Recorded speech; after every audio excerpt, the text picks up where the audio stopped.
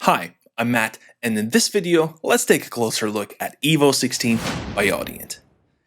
In this video, I'll be going over my top favorite features of the device, some drawbacks that I've found while using it, and my general overview and thoughts about the whole package, and hopefully, you'll find this useful.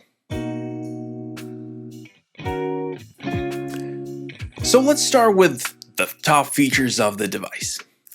First and foremost, it's Audient. We know it's a solid interface because, let's be honest, Audient cannot make a bad product. Number two, auto gain feature. How can I not mention that? It's a game changer for when you want your recording templates to be accurate every single time you use them, because the auto gain feature, it sets the optimal levels for you, and you don't have to make any weird odd marks on your interface to make sure that you're hitting the gain sweet spot. 3. The EVO software. It's a breeze to use, it's simple, it's intuitive, it's incredibly flexible for how simple it is to use, and it allows you to really fine-tune the exact mix that you either want to hear through the speakers or through your headphones, or send exact mix to the vocalist performing in a vocal booth or guitar player just wanting to hear chuggalicious riffs. 4. Talkback feature.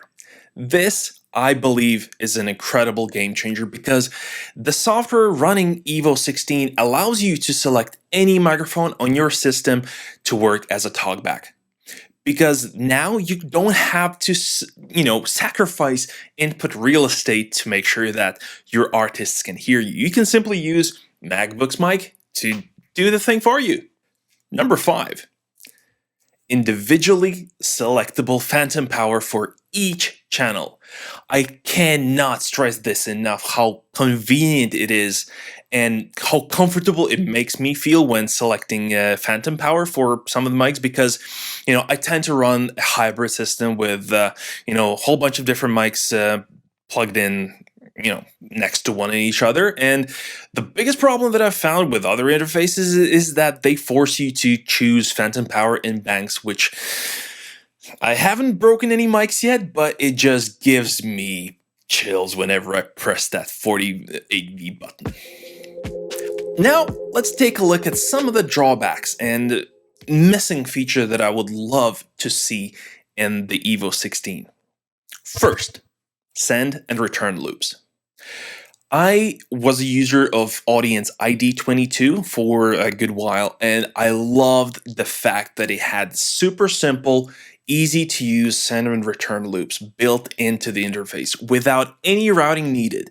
I would love to see that happening. 2. Power button. As trivial as it seems, the power button, a separate power button when you can simply turn the interface off, is something that I really enjoy having, so I don't have to run the interface 24/7 unless I want to kill the power to the whole desk, and I just don't want to do that. So it's not as comfortable. It's a minor thing, but still something that doesn't really take up much space, and I think would be incredibly useful to see in future iterations. 3.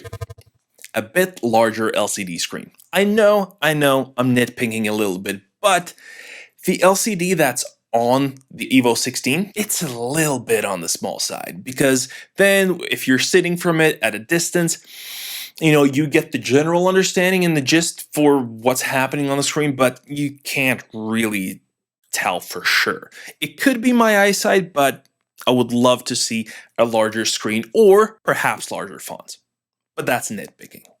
So, what are my general thoughts about the whole EVO16 by Audient package?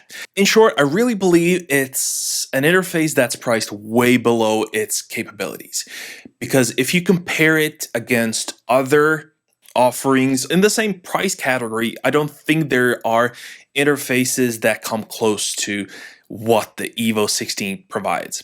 Sure, there are drawbacks, however, you know that Audient creates an amazing gear, and you know that the high impedance selection on the front channels will be great, will almost always negate the need for a DI box, and keep your desk a bit cleaner.